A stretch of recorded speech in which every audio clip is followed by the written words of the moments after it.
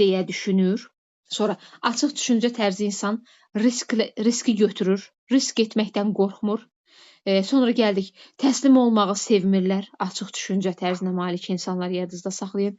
Sonra metakognitiv biliyə malik olurlar. O biz dediyi öz söz vardı, fərdi var idi. Fərd daxili Qartner nəzəriyyəsində bir də biliyin növlərində özünün zəif güclü tərəflərini bilirdi, bax onlar.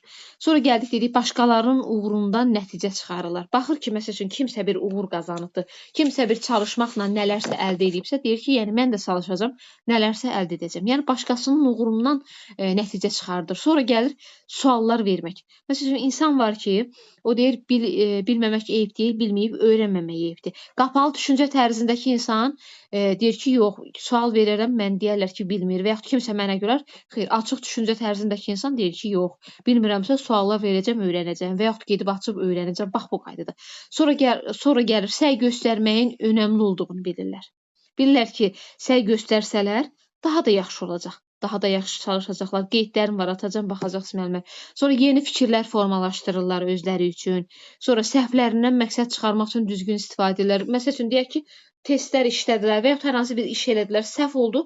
Deyir, onlar da insan səhvsiz olmaz ki, başlayırlar onun ətrafında daha da səhvlərindən öyrənməyə. Biz dedik, pedaqoji tələblərdə inkişaf yönümlülük məsələsi var idi, Orada deyirik, səhvləri müzakirə edirdik, şagirdlər səhvlərindən öyrənir. Burada da açıq düşüncə tərzinə malikdirlər. Deyir ki, səhvlər etsəkdə səhvlər üzərində öyrənəcək. Nə olar ki, səhv edirik? Bax bu qaydada.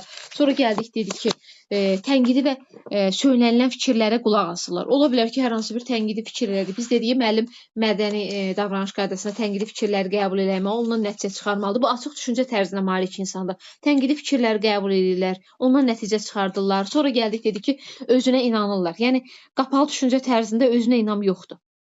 Qorxurlar, çəkinirlər, amma açıq düşüncə tərzində özünə inam var, inanırlar, öz etdikləri işə inanırlar.